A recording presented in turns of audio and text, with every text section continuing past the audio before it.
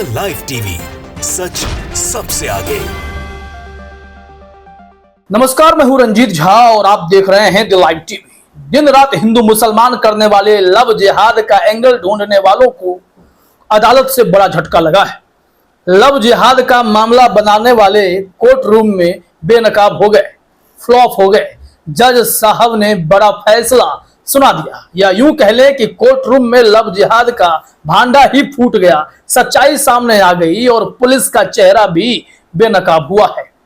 इस मामले में हमारे पास कोर्ट रूम के ऑर्डर की कॉपी भी है, वो भी हम आपको दिखाने वाले हैं। और इसके अलावा क्या क्या हुआ है, जज साहब ने अपने आदेश में क्या लिखा, साथ ही साथ जिस पर आरोप लगाया गया, उसमें जिसका बयान दर्ज कराया गया, वो सब कुछ आप समझेंगे तो यह बात भी क्लियर हो जाएगी कि लव जिहाद का कैसे माहौल बनाया जाता है, जबकि ना इसके साक्ष्य होते हैं, ना प्रमाण होते हैं। फिर मामले को घसीटने के लिए अजीबोगरीब खेल किया जाता है। उत्तराखंड में लव जिहाद के नाम पर कितने मुसलमानों के दुकानें बंद करा दिए जाते हैं, मुसलमानों को घर छोड़ने का फरमान जारी करा दिया जाता है। लेकिन आज जो रिपोर्ट हम बताने जा रहे हैं उसे जरा समझिएगा और आंखें खोल लेने की भी जरूरत है। ये हिंदू मुसलमान करने वाले देश को बांटने की जिद लिए बैठे हैं, लेकिन हम सब भी हैं जो मोहब्बत की दुकान खोलने की उम्मीद पाले बैठे हैं। चलिए, ललन पोस्ट ने लिखा है, देखिए अपने स्क्रीन पर, उत्तराखंड लव जिहाद मामला अदालत में फ्लॉप। दोनों आरोपियों को अदालत ने किया बरी। आरोपों की पुष्टि नहीं हो सकी। लड़की ने अदालत को बताया कि पुलिस ने उसे उबैद खान और जितेंद्र सैनी पर आरोप लगाने के लिए उकसाया था। सोचिए, पुलिस की भूमिका क्या है? अरे भाई, आप सच्चाई पता लगाओगे या फिर मैनिपुलेट करोगे? उस लड़की से कहवाया गया कि कह दो कि उबैद खान और जितेंद्र सैनी ही इस लव जिहाद का मास्टरमाइंड है। लेकिन अदालत में साबित भी तो करना पड़ता है भैया, ये साबित नहीं कर पाए और जिसके चलते इनका केस औंधे मुंह कोर्ट रूम में ही गिरा है। आइए पूरी खबर देखते हैं, क्या कुछ बार एंड बेंच की रिपोर्ट के जरिए हमें मालूम पड़ रही है पूरे घटनाक्रम के बारे में वस्तु स्थिति। यहां कहा गया है, उत्तराखंड की अदालत ने कथित लव जिहाद मामले में 2 लोगों को बरी किया है। मतलब समझिए कि खेल कैसे किया जाता है और कैसे कैसे लोगों को फंसाया जाता है। इस केस में लड़की नाबालिग है। कहा गया कि उत्तराखंड के उत्तरकाशी की एक अदालत ने 14 वर्षीय नाबालिग हिंदू लड़की को शादी का झांसा देकर बहला फुसला कर अपहरण करने के आरोप में लव जिहाद के 2 आरोपियों को बरी कर दिया गया है। ये केस जो है राज्य बनाम उबैद खान और अन्य है, जिसमें जितेंद्र सैनी का भी नाम होगा। और ऐसे में यह मामला एकदम पानी की तरह साफ होता गया, क्योंकि केस बनाने की पूरी कोशिश की गई, बाउंड्री तो बांधे गए, सब कुछ कर दिया गया, लेकिन इसे साबित ही नहीं कर पाए।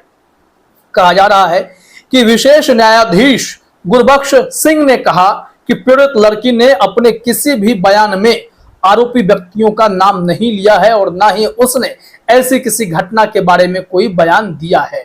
न्यायाधीश सिंह ने यह भी रेखांकित किया कि पीड़िता के बयान के अनुसार किसी भी आरोपी व्यक्ति ने उसका अपहरण करने की कोशिश भी नहीं की थी और पुलिस अधिकारियों ने ही उसे आरोपियों के खिलाफ बयान देने के लिए प्रशिक्षित किया था। सोचिए, पुलिस बेनकाब हुई या नहीं हुई, आप भी समझ सकते हैं। ये इस तरीके से देश में माहौल बनाया जा रहा है कि अगर किसी हिंदू लड़की को मुस्लिम लड़के से या मुस्लिम लड़की को हिंदू लड़के से प्यार हो जाता है, तो फिर उसमें अगर उनकी बात शादी तक पहुंचती है तो इससे सबको, बाकी लोगों को क्या आपत्ति हो जाती है? यह मामला कोई सार्वजनिक तो है नहीं कि आप किसी के पास कहीं घुसोगे फिर पुलिस मामला बनेगा। लव जिहाद तब होता है जब कोई अपनी आइडेंटिटी डिस्क्लोज करके किसी को गुमराह करके शादी कर लेता है। लेकिन यह मामला क्या ऐसा था? अगर ऐसा था तो अदालत में यह केस गिरा क्यों? आगे देखिए, और पुलिस की भूमिका तो आप समझ ही गए।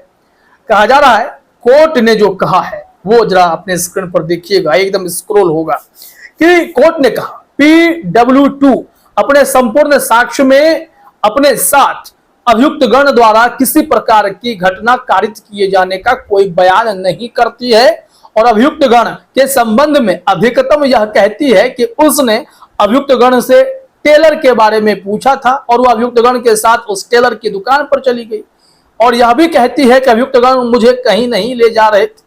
अभियोजन की ओर से इस साक्षी को पक्षद्रोही घोषित कर किए गए प्रति परीक्षण में अभियोजन ऐसा कोई तथ्य प्रकट नहीं कर पाया है कि PW2 के द्वारा मुख्य परीक्षा में दिया गया बयान अभियुक्त गण से प्रभावित होकर दिया गया बयान हो अथवा PW2 असत्य बयान कर रही हो।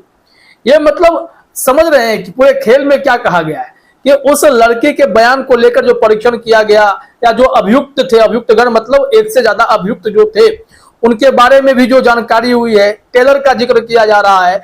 इस पूरे बयानों का लब्बो-लुआब या इस आदेश का लब्बो-लुआब यह है कि उस लड़की के सहारे जो लव जिहाद के खेल को आगे बढ़ाने की कोशिश हो रही थी, वह कोशिश यहां पर नाकाम होती दिखाई पड़ रही है कि अभियुक्त गण की ओर से किए गए प्रति परीक्षण में जो क्रॉस एग्जामिनेशन होता है तो उसमें PW2 यह कहती है कि अभियुक्त गण उसके पीछे नहीं आए थे और घटना के दिनांक को उसके पूछने पर अभियुक्त गण ने उसे टेलर की दुकान के बारे में बताया था। धारा 164 दंड प्रक्रिया संहिता के बयान के संबंध में PW2 कहती है कि बयान कराने से पहले पुलिस ने उसे समझा दिया था कि क्या क्या बोलना है और घटना स्थल के नजरी नक्शे के संबंध में कहती है कि वह यह कागज उसके सामने नहीं बना था। यह एकदम से आदेश और उसमें जो बयान दर्ज कराए गए PW2 उस लड़की के, उसने सारी बातों का पटाक्षेप कर दिया है। ये ऑर्डर की कॉपी भी आप अपने स्क्रीन पर देख सकते हैं। ये ऑर्डर की कॉपी है, इसमें तमाम डिटेल दिए गए हैं। उसी डिटेल से यह रिपोर्ट भी बनी है जो इस वक्त हम आपके सामने रख रहे हैं। और यहाँ लव जिहाद के नाम पर तमाशा खड़ा करने वालों का चेहरा भी बेनकाब हुआ है और पुलिस की यह खराब मानसिकता भी उजागर हो गई है कि किसी को जबरदस्ती या सेट कर लेना, उसे ट्रेनिंग देना कि तुम्हारा काम है कि जिन व्यक्तियों के बारे में बोलूंगा उसे फंसा डालो, बस उस पर बयान दे दो, हम केस बना देंगे, वो जेल चला जाएगा। लेकिन इस खेल को ज्यादा देर तक कोर्ट में छुपाया नहीं जा सका, खेल खुल गया। कहा जा रहा है कि न्यायालय ने यह भी उल्लेख किया कि आनंद नामक व्यक्ति जिस पर लड़की को बचाने का आरोप है को आरोपियों के नाम नहीं पता थे क्योंकि उसने घटना की तिथि पर उनके चेहरे तक नहीं देखे थे। यह मामला तब सामने आया जब पीड़िता के पिता ने आरोप लगाया कि दो आरोपी व्यक्ति उबैद खान और जितेंद्र सैनी नाबालिग लड़की को शादी का झांसा देकर बहला फुसला कर उसका अपहरण करने की कोशिश कर रहे थे, लेकिन उनकी यह योजना सफल नहीं हुई। आनंद ने उन्हें देख लिया और उन्हें लड़की को छोड़कर भागना पड़ा, यह मामला बताया गया है। लेकिन अब यह कहानी बनाई गई कि उबैद ने अपना नाम बदलकर अंकित रख लिया था और वह सैनी और दोनों मिलकर शादी का झांसा देकर उन्हें अगवा करने की कोशिश कर रहे थे। ऐसे ऐसे आरोप बढ़े गए, लेकिन यह सब कुछ फेल हो गया क्योंकि लड़की साफ तौर पर मुकर गई। उन्होंने कहा कि कोई मेरे पीछे नहीं आया, किसी ने मेरा अपहरण करने की कोशिश नहीं की। तो सच्चाई सामने है। लव जिहाद का तमाशा खड़ा करने वालों, भैया अलर्ट हो जाओ। क्यों इस तरीके से देश के माहौल को खराब करने की कोशिश कर रहे हो? फिलहाल इस वीडियो में इतना ही। आप सभी का हमसे जुड़ने के लिए बहुत बहुत धन्यवाद। द लाइव टीवी, सच सबसे आगे।